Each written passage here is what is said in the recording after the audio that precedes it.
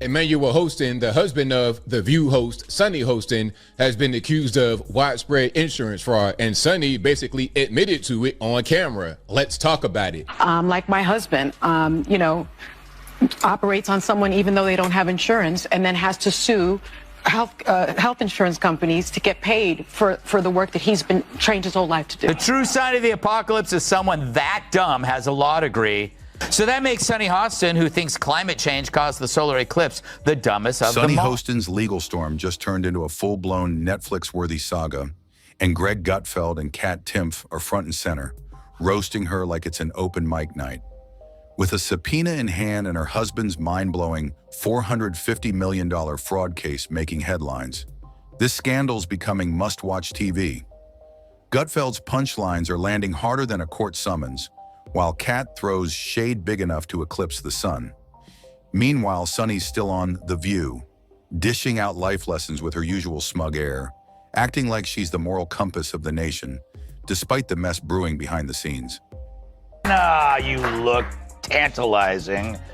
You know, I make fun of The View a lot, but that's only because they keep talking. Because COVID also taught Sunny Hostin how to get her groceries delivered. 3 years, that's when I discovered Instacart, and I give them a big tip because they don't always pay their people well, and it's so that's been an issue, I think, for the company. But man, you can get toiletries, you can get fire logs. Fire logs? She had to tell the audience that she tips big because even she knows she sounds insufferable. Dr. Emmanuel Manny Hostin, an orthopedic surgeon and husband of The View co-host Sunny Hostin, is accused in December lawsuit fraudulently billing insurance. By the way, this is a Daily Caller story I'm reading. The lawsuit alleges Hostin knowingly provided fraudulent medical and other healthcare services in exchange for kickbacks and or compensation, and names him among nearly 200 defendants in one of New York's largest RICO karma cases. Barged in just as Sunny Hostin was lecturing America on ethics and justice. The universe didn't just whisper, it roared. Headlines blasted that her husband was tangled in a fraud case so massive, it made Bernie Madoff look like an amateur. Gutfeld and Timpf didn't just discuss it, they feasted on the scandal. This wasn't analysis, it was a masterclass in roasting, served with a side of legal sass. Gutfeld sliced through the hypocrisy like a chef carving into dry-aged beef, practically licking his fingers afterward. This wasn't your typical segment. It was a gourmet takedown served up on primetime China. Kat? She barely looked at the headline before laughing, like she'd been holding onto a Sunny receipts folder for years. To her, this wasn't breaking news. It was the finale she'd been waiting for. Sunny's moral halo? Gone, vaporized under the intense spotlight. And I just want to hit myself in the face so I can feel something. You know, it's like so boring. He's like, yeah, I like Instacart, but don't worry, I tip the poors.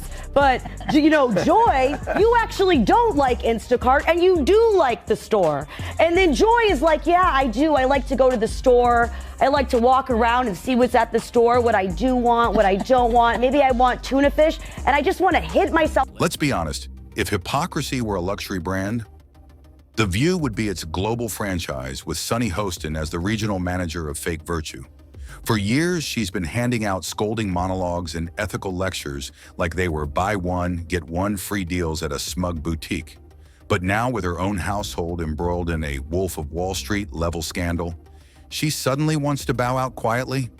That's not moral consistency. That's a script full of holes big enough for a fraud investigation. Karma's got the pen now, and Gutfeld's writing the punchlines.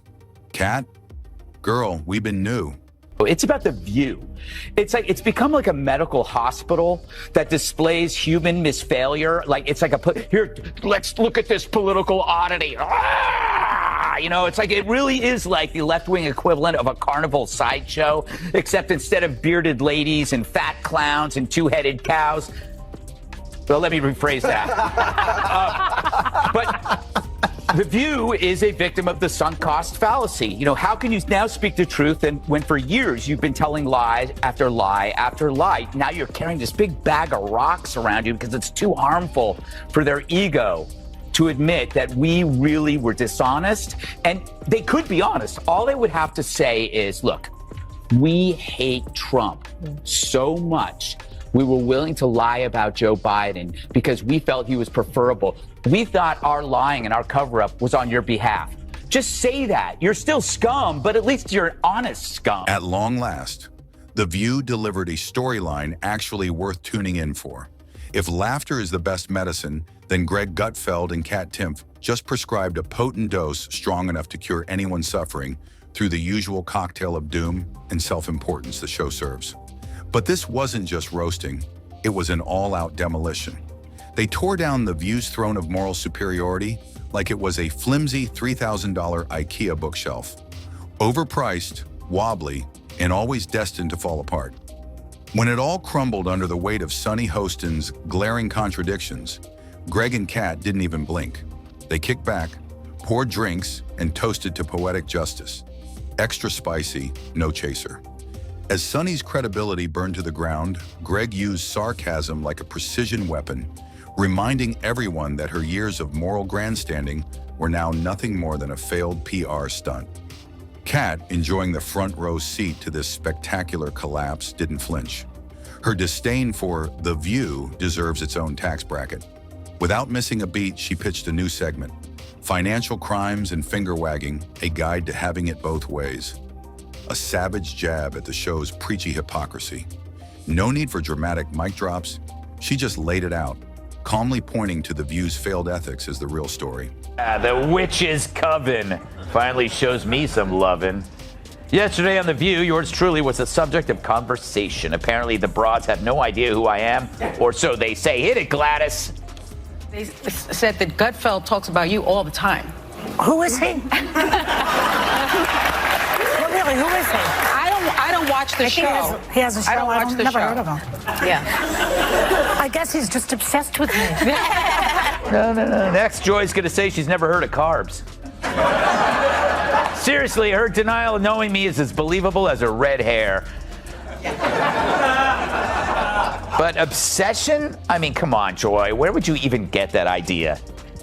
Like Joy Behar's face, it's looking worse and worse by the day. More full of crap than Joy Behar after a night of scotch and Taco Bell. Her being named Joy is like me being named ugly. Joy wasn't there on the show. Apparently Mondays are her days off when she feeds in the pasture. It now smells like a humid day inside Joy Behar's moo-moo. Greg wasn't about to let Kat steal the spotlight.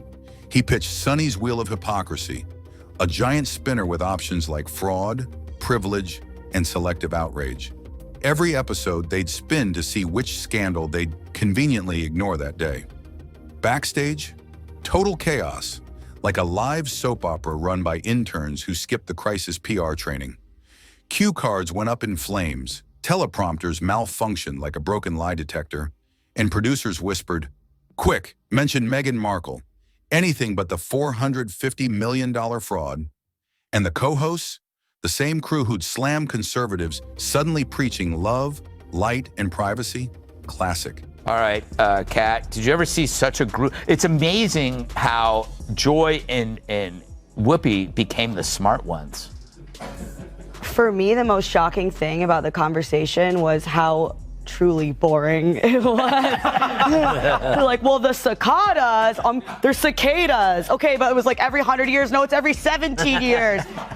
Do you know how many Emmys this show has? 31. 31 Emmys? This show has 31. I mean, I'd hate to see the conversations that don't make headlines. Love and light was just The View's code for our lawyers are involved, and we're not touching this with a 10-foot Joy Behar monologue. The hypocrisy was deafening. Greg Gutfeld was practically giddy, like someone handed him a flamethrower while he was already juggling fireworks.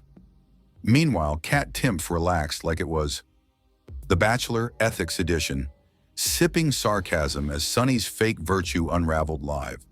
This wasn't just a meltdown, it was a full-blown ego collapse. As The View scrambled to salvage the situation, Gutfeld and Kat cranked up the mockery. Sunny's moral compass, set to avoid accountability entirely. Sausage maker Johnsonville is recalling more than 42,000 pounds of pork sausage for possible contamination with plastic fibers. Fortunately, authorities were able to track all 42,000 pounds to a single location in New York City. By now, Greg and Kat weren't just critiquing a talk show. They were poking a bloated balloon of elite hypocrisy, eager to hear it wheeze its last pitiful, "We're better than you," gasps. And America, totally entertained, popcorn in hand, waiting to see how The View would spin this without turning it into fan fiction. Gutfeld, of course, took it further, turning the fiasco into a masterclass in self-parody. He roasted their usual rants about corrupt conservatives, while Sunny's financial mess spiraled into Law & Order, View Unit. And the scandal, not minor.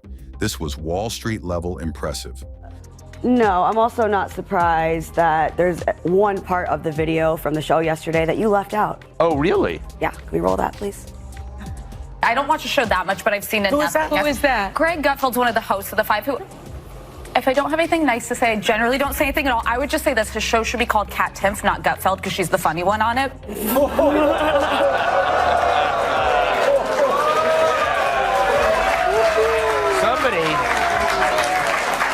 Somebody's flirting with little cat over here. Well, she's the Republican one at the table, but I just think as a libertarian, I'm always looking to find common ground with other people because nobody really shares my politics. So I find some common ground in The View where she thinks I'm funny and I agree. There you go. Of course, Kat didn't miss a beat.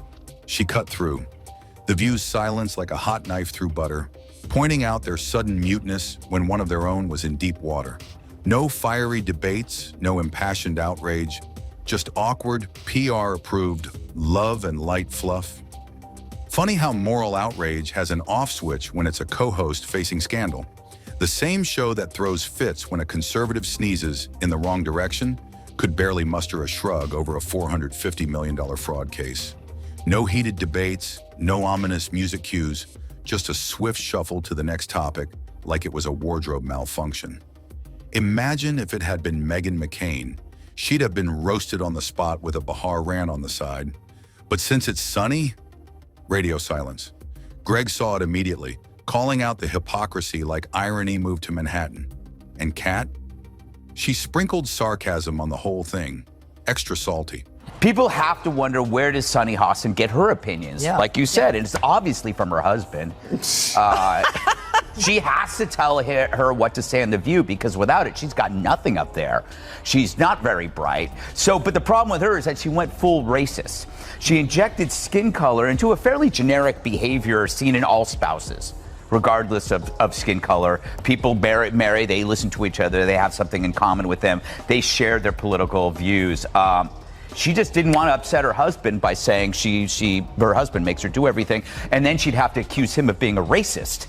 Because if he told her that this is what white women do, then he's a racist. Was anyone really surprised? Not in the slightest. Kat's dry wit landed like a precision strike. She quipped Kamala Harris showed up more during the primaries than The View did in this scandal. Greg Gutfeld cranked sarcasm to 11, likely short-circuiting the studio lights. This wasn't just commentary, it was satire elevated to performance art. Irony didn't simply show up. It tap-danced all over Sunny's so-called moral high ground. And no, Greg didn't suggest a GoFundMe for Sunny. That'd be too predictable. Instead, he pitched a nationwide popcorn fund because America deserves snacks while watching. The View's sanctimony ship sink in glorious 4K. Then came the ultimate burn. Forget law or daytime TV. Sunny's next big move. A memoir titled Rules for Thee, Loopholes for Me. This wasn't just hypocrisy. It was marinated, slow-cooked, and served piping hot. Meanwhile, The View responded with a group hug and amnesia. Kat nailed it. If gravity had a bias, they'd blame the GOP. You know who just stunk up The View. The Bidens joined The View this morning for the entire hour. The audience was caught off guard, but knew something was up when they saw a dozen Secret Service agents and 2 embalmers. There were a few awkward moments, though, when a confused Joe asked if he could bid on the showcase. But was he surprised Kamala lost? Greg, never one to miss a golden opportunity, wrapped up the show with a hypothetical so spicy it deserved its own warning label. Imagine if Kat or I were even remotely linked to a $450 million fraud case. We'd be canceled faster than Joy Behar forgets she's supposed to let guests speak.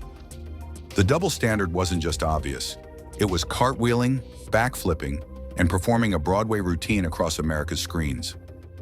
Let's not pretend this was The View's first scandal rodeo. That studio practically lures public disasters like moths to a virtue-signaling flame. But this one, it didn't just take the cake. It baked it in irony, frosted it with karma, and served it on a silver platter of schadenfreude. Greg and Kat didn't merely nibble. They threw a 6-course roast feast and invited everyone to the party. The best part? It wasn't loud. It was precise. Cold, calculated sarcasm with the sharpness of a courtroom cross-examination. No tantrums, just a flawless demolition. Oh. That's not what I read. The true sign of the apocalypse is someone that dumb has a law degree. Worse, if your name has the word sun in it, there's no excuse for not knowing how an eclipse works. But it's no surprise that Joy is the one who understands science. She's been on the science diet for years.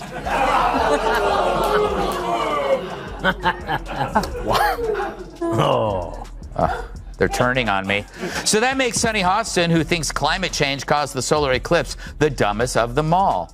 Because everyone knows the moon caused the eclipse, which is controlled by the View's gravitational pull. Greg and Kat didn't need to exaggerate. They simply pointed out the obvious irony of a self-proclaimed moral warrior trapped in a mess of her own making. A trap spun from her own preachy lectures, poetic in its perfection. Meanwhile, The View just kept spinning like a broken record at a yoga retreat, praying the storm would vibe away. Spoiler, it won't. While Gutfeld and Kat bring mics, brains, and biting sarcasm, the real takeaway isn't just about the scandal. It's about the smug, self-righteous bubble The View has created for itself, where accountability is a foreign concept. Kat, how many co-hosts has The View had since it first started? I've lost count. I don't know any of these people. No, that's because they don't stick around long enough. There have been 17 since 1997. That's a lot. That's because they're women. Oh, really? They're hormones. They're changing their minds. I don't want to work here. Yes, I do. That's why. Women are always changing jobs every day. Wow, I just quit. Direct mail to Catherine Timpf. Not me. I disavow everything she just said. In a world where accountability is a PR department's job, double standards fly first class, and reality gets twisted in a 24-hour cable cycle, Greg and Kat didn't hold back. While Sunny's legal team probably lights candles and chants mantras to keep calm, the rest of us were just here for the comedy. Greg and Kat did what they do best, exposing hypocrisy, laughing in its face, and serving it back in a way so entertaining, you forget it's real-life drama. But this isn't just a sitcom. It's got a court date and a $450 million cliffhanger.